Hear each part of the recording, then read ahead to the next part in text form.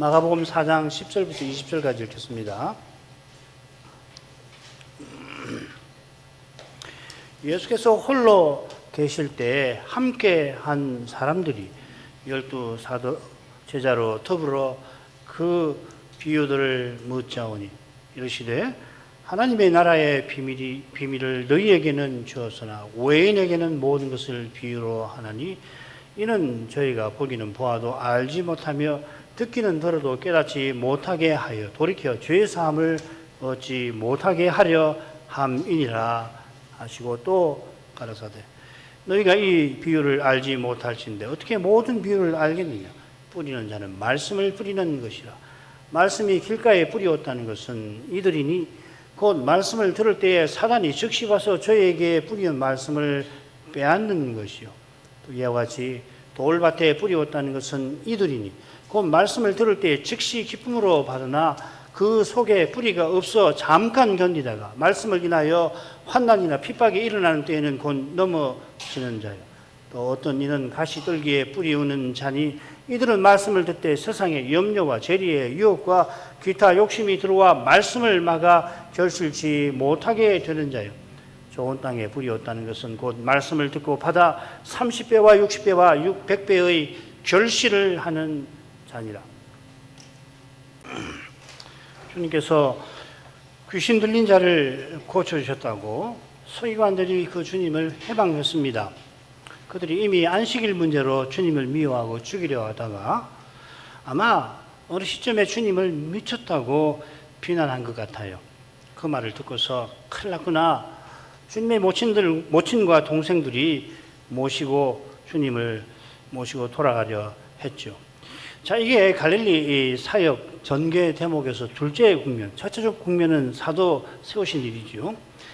마지막 국면 역시 나사렛 사람들이 주님을 배척하는 사건입니다. 이 나사렛 사건이 마태복음 본론의 넷째 대목에서 어느 첫째 국면으로 나옵니다. 13장의 비유장, 마태복음 13장의 비유 아니에요. 비유가 끝나는 그 무렵에 짤막하게 이 사건이 기록이 나올 겁니다. 이 넷째 대목은 크게 이 부분부터 14장부터 18장까지인데 핵심 낱말이 하나 나와요. 그게 배척한다는 말입니다. 스칸달리조라는 말인데 이 배척이라는 낱말이 주님의 비유에 한 번 나와요. 마가복음 4장 17절에 이렇게 나옵니다. 씨가 돌밭에 뿌려진 경우에 이 배척, 넘어진다, 실족한다 하는 말로 번역되어 있습니다. 이는 다른 여러 요소와 더불어서 주님께서 이 시점의 비유로만 무리에게 말씀하신 것이 갈릴리 사역 전개와 딱 붙어 있음을 암시하는 거죠.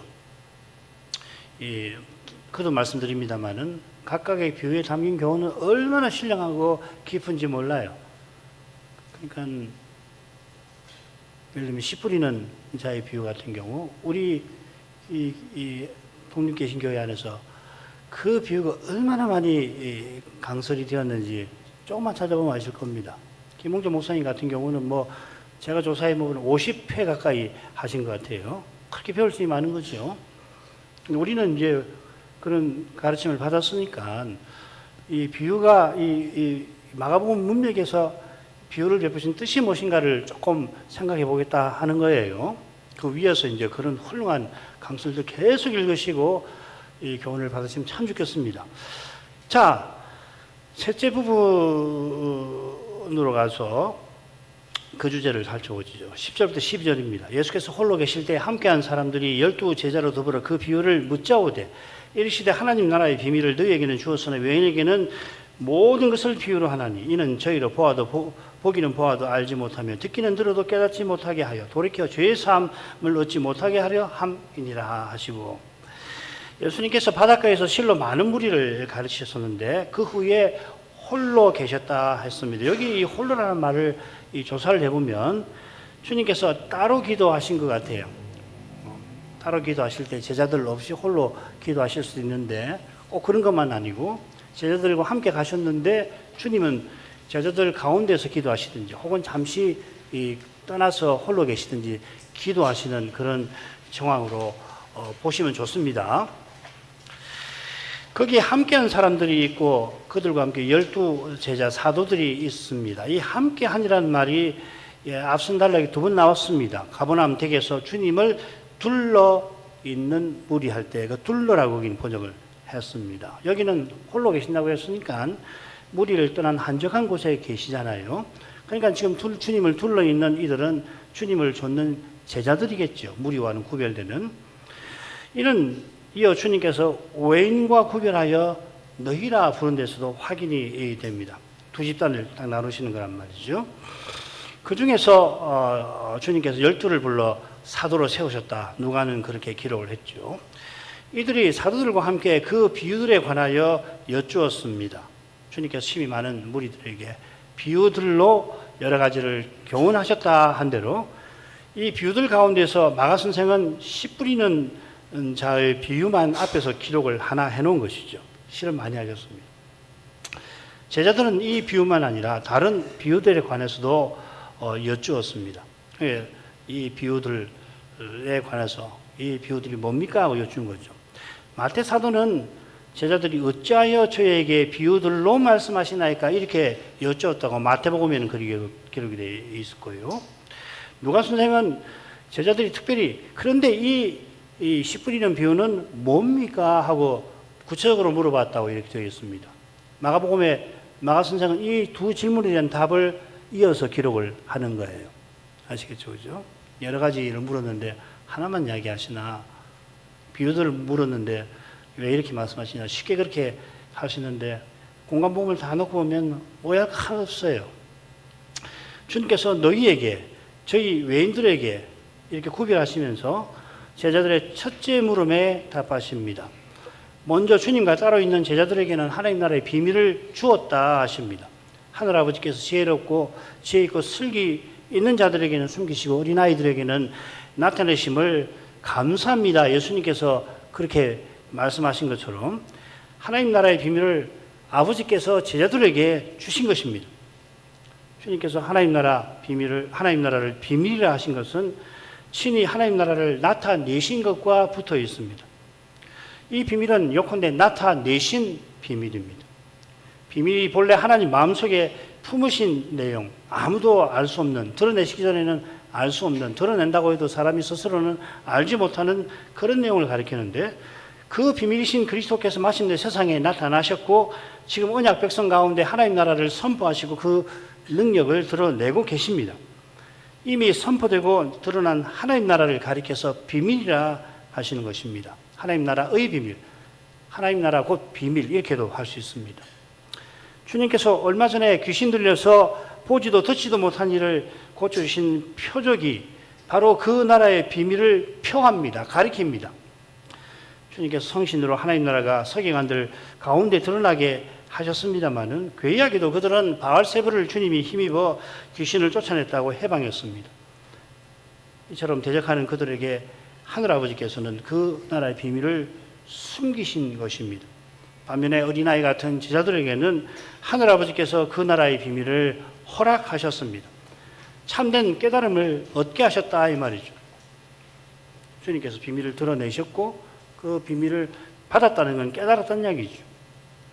반면에 주님께서 외인에게는 모든 것을 비유로 한다 하고서 선언하셨습니다. 모든 것을 비유로 한다는 것은 결국 비유로만 그들에게 말씀하신다 하는 것입니다.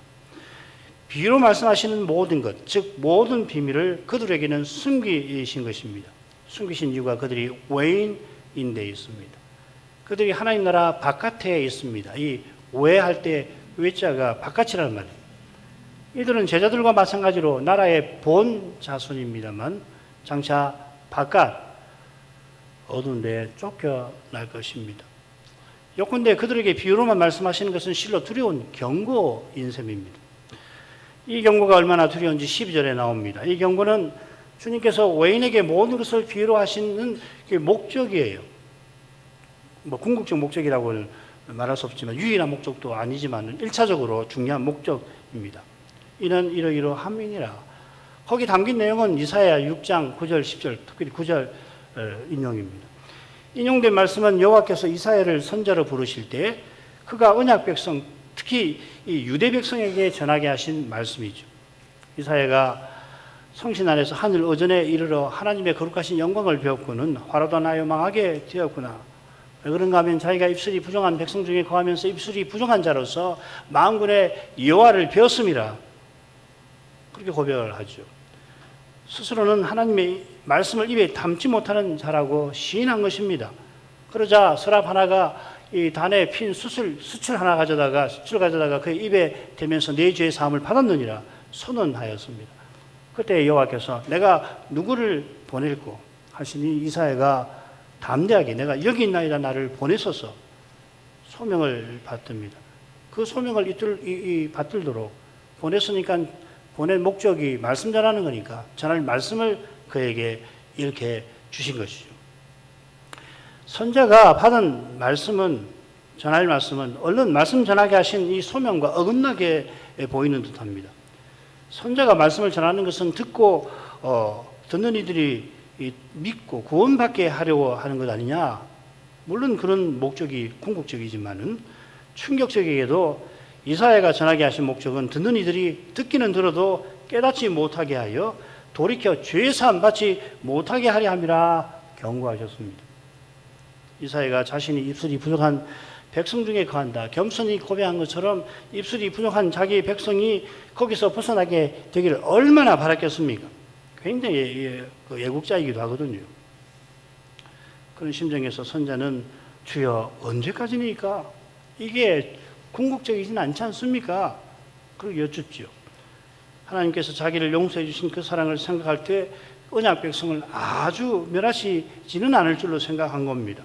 그래 여호와께서는 예루살렘 멸망과 포로가 이루어질 때까지라 대답해 주십니다. 이 경고가 주전 586년과 그 후에 부분적으로 이루어졌습니다마는 스가랴는 이 이스라엘이 다시금 또 배도해서 열국에 흩어질 것이라고 예언하고 우리가 그 부분들을 특별히 배우고 있지 않습니까?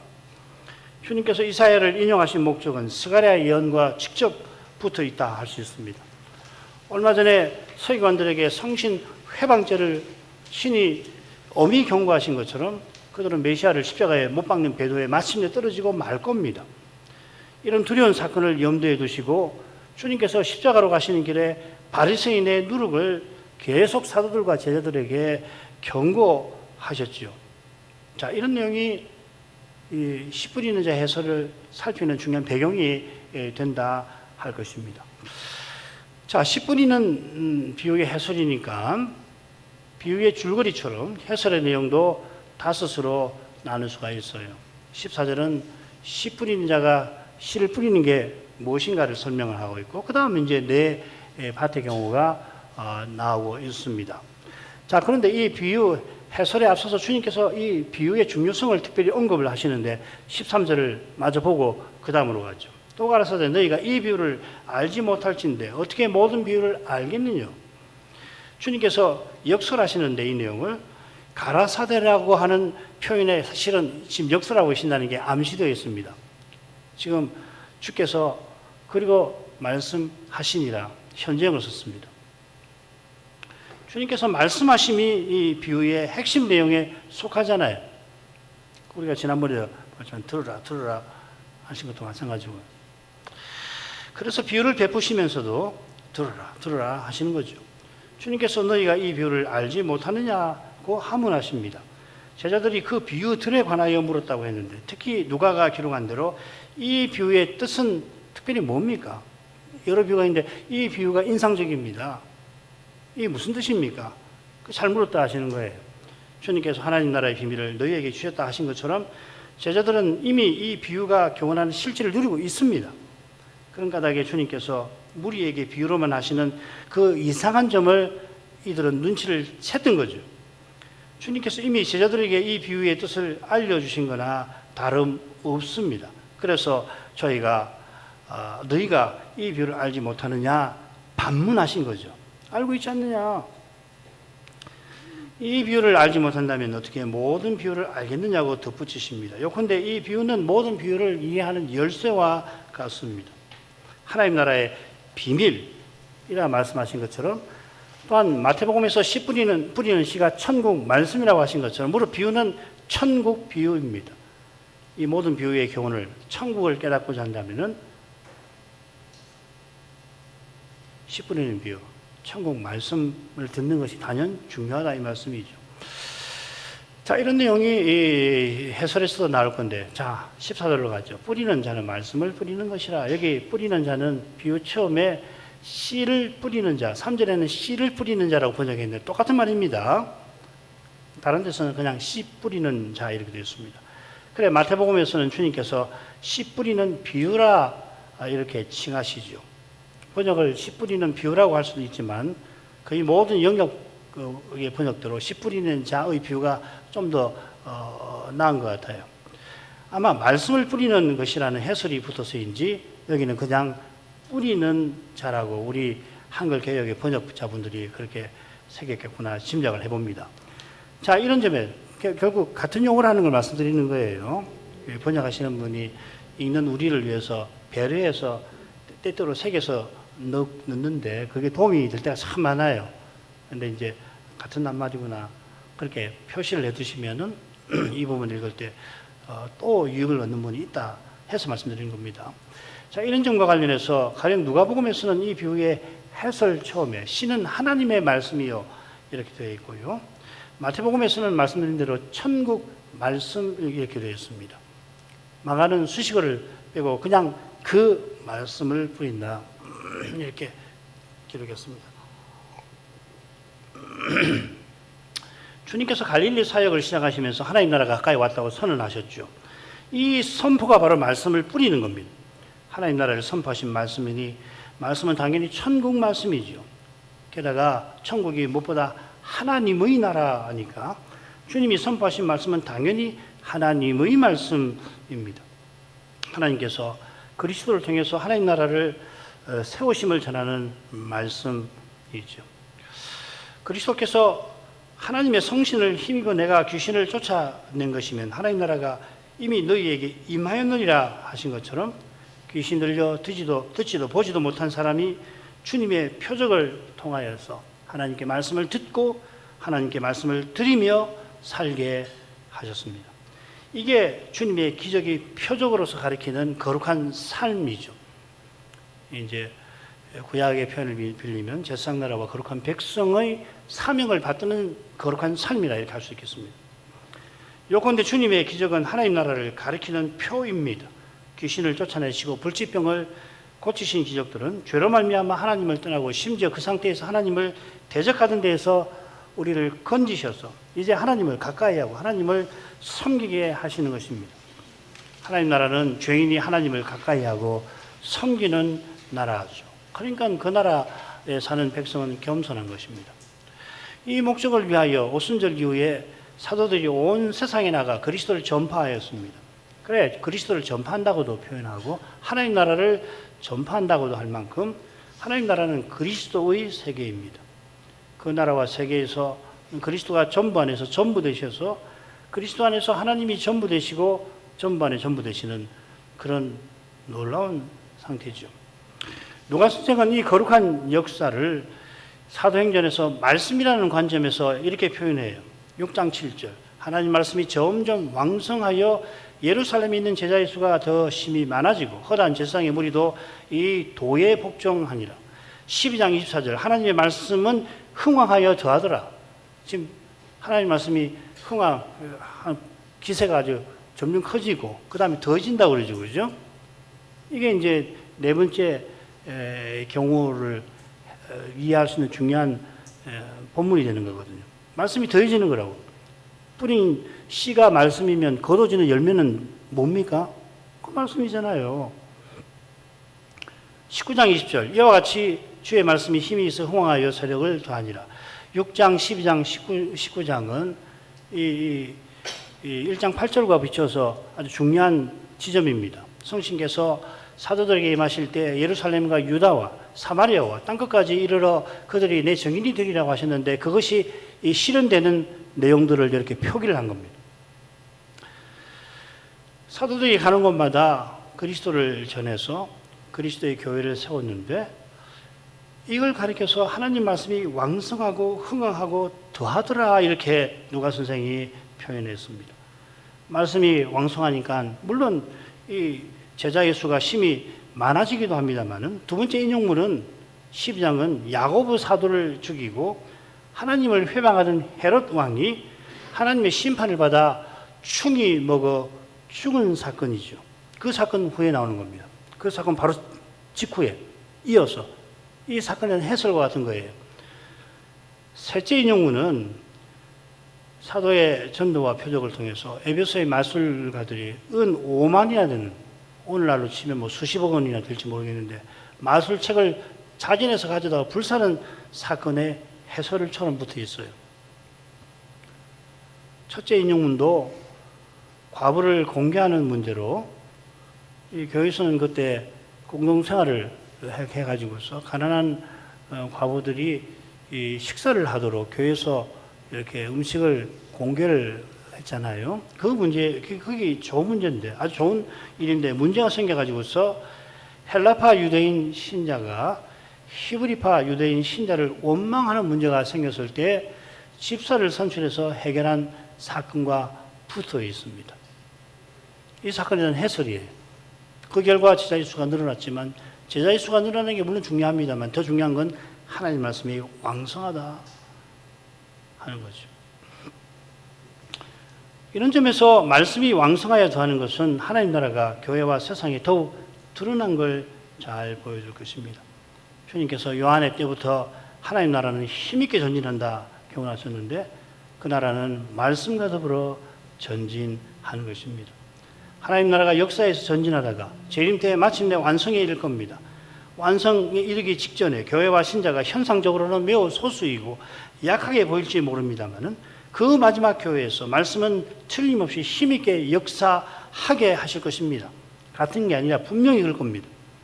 사람의 눈에는 이 교회들이 모래같이 많은 사단의 군대에 겹겹이 에워싸여서 곧 무너질 것 같습니다만은 백마탄 군대들로서 백마타신 주님을 모시고 최후 심판에 가담하게 하실 것입니다. 능력이죠. 아무리 이 적그리스도가 마귀가 적그리스도를 앞세워가지고 그 마릴 성도를 없애려고 해도 없애질 수가 없어요. 죽이는 게 문제가 아니라 신앙을 버리게 하지만 안 된단 말이죠. 역사에 유례없는 고난을 겪게 되겠지만 그 고난을 견디고 이길 지혜와 능력이 부활하신 주님께서 그 교회의 예배에서 친히 말씀을 통해서 공급하실 것입니다. 자, 이런 대체적인 내용에서 이제 첫 번째 사례로 가죠. 15절. 오늘 여기까지 해야 될 것 같은데, 말씀이 길가에 뿌리었다는 것은 이들이니 곧 말씀을 들을 때 사단이 즉시 와서 저에게 뿌리온 말씀을 빼앗는 것이요. 자, 말씀이 길가에 뿌려진 경우를 보십시다. 이 경우의 사람들을 이들이라고 했습니다. 이들이 후반절에서는 저희겠죠. 길가에 있는 이들에게 말씀이 뿌려지니까 그들이 말씀을 듣습니다. 주님께서 갈릴리 사역을 시작하신 이후로 큰 무리가, 심지어 이방 땅에서도 사람들이 몰려들어서 주님이 선포하신 말씀을 들었습니다. 지금도 얼마 전에 그랬죠. 바닷가에서. 갈릴리 사역을 전개하는 지금은 그때보다 더 많은 사람이 들었습니다. 듣고 있습니다. 그런데 주님께서는 무리에게 비유로만 말씀하시죠. 아무튼 무리와 제자가 주님의 말씀을 들었습니다. 이 말씀을 들은 이들 중에 말씀이라는 씨가 길가에 뿌린 경우가 있다 하는 겁니다. 이 경우는 사단이 즉시 와서 저에게 뿌린 말씀을 빼앗는 거라고 해설하십니다. 비유에서 보면은 뿌린 씨가 길가에 떨어졌고 미처 흙에 묻히기 전에 새들이 와서 먹어버렸다. 딱 그 경우만 말하는 거죠. 그죠? 씨가 흙 속에 들어가서 사람에게 계속 밟혀서 결국은 썩어 죽었다. 그런 이야기는 안 하신단 말이죠. 그죠? 그래서 즉시 사단이 와서 말씀을 빼앗는 거라. 미처 흙에 파묻히지 않았으니까 새들이 딱 보고서 먹었다 이 말이죠. 즉시로 먹었다는 이야기죠. 다른 세 경우를 보시면 말씀을 들은 후에 듣는 자 안에서 모종의 과정이 진행이 되죠. 두 경우는 결국 열매를 맺지 못하고 마지막 경우만 맺긴 합니다만, 둘째 경우를 보시면은 씨가 흙에 묻힙니다. 그리고 싹이 납니다. 셋째 경우는 싹만 나는 게 아니라 가지가 상당히 자라죠. 넷째 경우는 그 가지에서 열매가 맺힙니다. 둘째 경우에 싹 나는 과정이 셋째 과정에 당연히 포함되죠. 똑같진 않지만, 그리고 셋째 경우에 자라는 과정이 넷째 경우에 포함되는 면이 분명히 있습니다. 이런 과정이 길가에 뿌린 경우에는 없습니다. 그죠? 그러니까 처음 셋이 열매 맺지 못하는 면에서 같지만은 또 보면은 다른 점이 있다 이 말이죠. 그죠? 이 사실이 즉시 사탄이 온다고 하신데 암시된 것 같습니다. 이 즉시라는 말이 돌밭에 뿌려진 해설의 경우에 해설에 나옵니다. 즉시 기쁨으로 받되 거긴 그렇게 되어 있습니다. 그런데 이 둘은 길가에 뿌린 경우하고 그 다음에 돌밭에 뿌린 경우는 즉시라는 말이 있지만은 사실 양상은 대조적이죠. 마태복음에 보시면은 이 길가에 뿌려진 경우가 말씀을 듣고 깨닫지 못할 때에 그 악한 자가 와서 뿌린 것을 빼앗는다 이렇게 했습니다. 반면에 마태복음에서 말씀을 깨닫는 경우는 어떤 경우냐? 네 번째 경우에 그렇게 되어 있습니다. 둘째, 셋째는 뭐 깨닫지 못하는 말 없어요. 딱 대조적으로 이 첫 번째 경우하고 네 번째 경우를 말씀을 깨닫지 못하는 경우와 깨닫는 경우, 물론 둘째, 셋째도 깨닫지 못하는 건데 깨닫지 못한다는 말이 둘째, 셋째는 없다 이 말이에요. 무슨 말이냐면 마태는 이 처음 경우와 넷째 경우를 아주 선명하게 대조해 놓는다 이 말이죠. 주님께서 갈릴리 사역을 시작하신 이후로 길가와 같은 반응을 보인 자들은 누굴까요? 1차적으로는 이게 중요하죠. 그렇죠? 그 반응이 특히 즉시 사단이 와서 그런 일을 일으켰다 이렇게 하셨습니다. 즉시 사단이 와서 그들에게 뿌린 말씀을 빼앗는다고 했습니다. 조금 아래 등경 비유를 베푸신 다음에 없는 자들은 그 있는 것 같이 빼앗기리라 경고를 하시죠. 이 빼앗는다는 말이 똑같아요. 아이로라는 말 똑같이 쓰였습니다. 이 지금 살피는 전개 대목에서는 이 두 군데만 나옵니다. 갈릴리 사역 시작한 대목에 이 아이로라는 말이 몇 번 나오는데 네 번은 치유 사역에 그 병상을 든다 또 환자를 들었다 할 때 쓰는 거고요. 한 경우가 뭐냐면은 새 헝겊이 낡은 옷을 당겨 헤어지게 한다. 여기 당겨라고 번역이 됐습니다. 이 경우가 지금 사탄이 말씀을 빼앗는 경우가 겹치는 것 같아요. 이 성경을 쓰시는 이 성경 기록자들은 성신의 영감을 받아가지고 낱말 하나하나를 그렇게 허투루 쓰지 않아요. 자, 이런 점들을 고려할 때 길가의 경우는 바리새인과 서기관이 그 악한 자의 아들이 돼요. 그 악한 자 사단이죠. 아들들이 돼요. 주님을 처음부터 대적하는 것을 가리키는 것 같습니다. 사단이 와서 빼앗는 것은 그저 말씀 들을 때 관심을 보이지 않아서 말씀을 듣기는 들었는데 그 뭘 들었는지 이 기억 속에 마음에서 사라지는 정도 아닌 것입니다. 사단이 와서 직접 작해하지 않아도 육신인 사람은 본래 말씀에 친화력이 없으니 스스로 그렇게 되기 쉽죠. 안 믿는 사람은 물론이고 신자라도 성경을 읽는데 금방 읽는데 뭘 읽었는지 기억도 나지 않는 경우가 있지 않으십니까? 많죠. 성경 희한해요. 아무리 성경 공부를 하고 뭐 해도 내가 했는데 이게 뭔 말이었지? 그런 경우 참 많아요. 그 경우를 말하는 거 아닙니다. 이게. 그 악한 자가 와서 직접 말씀을 빼앗는 거잖아요. 그러니까 그저 말씀을 들었는데 기억을 없앤다든지 사탄이 왜 이런 일을 꼭 해야 합니까? 그러잖아요. 그냥 놔둬도 그냥 잊어버릴 수도 있는데 말이죠. 또 들은 말씀을 기억나지 않게 한다든지 그런 정도 아닐 겁니다. 마태가 강조하는 것처럼 말씀을 깨달아 열매 맺는 것과 정반대되는 상태와 그 다음에 태도를 일으키는 것이라고 봐야 합니다. 이런 주님을 미워하고 대적하는 태도로 어떤 일을 합니까? 천국문을 닫고 지옥 자식을 만드는 상태 아니에요? 이게 마귀가 원하는 거 아니에요? 이런 상태와 태도가 단연 주님께서 있는 자는 빼앗기리라. 있다고 그러셨다고요. 율법 선생들이니까 있잖아요. 이런 태도와 상태가 하나님 나라가 전진하는 길에 가장 심각한 장애와 방해가 되겠죠. 이런 태도가 주님이 압달락에서 경고하신 죄와 직접 붙어 있습니다. 성신을 회방하는 죄, 배도하는 죄라고 말씀드렸죠. 이 배도가 얼른 하나님 나라 전진에 심각한 장애가 되겠습니다만은 그 나라가 영광의 목표에 도달하는 과정에 베드로는 없을 수 없다 하는 것입니다. 여기서 놀라운 것은 바리새인의 베드로를 통해서 하나님의 언약을 이루신다는 사실이죠. 서기관들과 바리새인들이 사두개인들과 합세하여 메시아를 십자가에 매달았습니다만 그 십자가를 통해서 하나님의 결정적인 구원을 이루십니다. 그처럼 하나님께서 구원의 완성을 위해서 이 순간에도 죄와 죽음의 권세를 물리치고 계시는데, 죄를 지으면 책임이 발생하고요. 죄를 지으면 본성이 부패해서 죄의 권세가 우리에게 역사하잖아요. 이 두 가지 문제를 하나님은 첫째, 그리스도의 십자가를 통해서 죄책을 완전히 사해 주시는 일을 하시고, 그 터 위에서 그 그리스도 연합되어서 이 죄의 세력을 물리치는데 우리를 써주시는 거란 말이죠. 이 고난이 죄와 죽음의 현실을 참된 믿음으로 대면하는 데서 고난이 발생하는데, 그 현실 중에 배도의 현실만큼 고난을 일으키는 게 없겠죠. 이는 재림 직전에 가장 현저할 것입니다. 그때 마귀가 천년의 결박에서 잠시 풀려나서 온 세상에서 신자와 교회를 혹독하게 핍박할 것입니다. 적그리스도가 자기를 숭배하지 아니하는 이를 얼마든지 죽이는 역사에 없는 일을 그때 행할 거라 하셨습니다. 그 핍박이 거기서 멈추지 않습니다.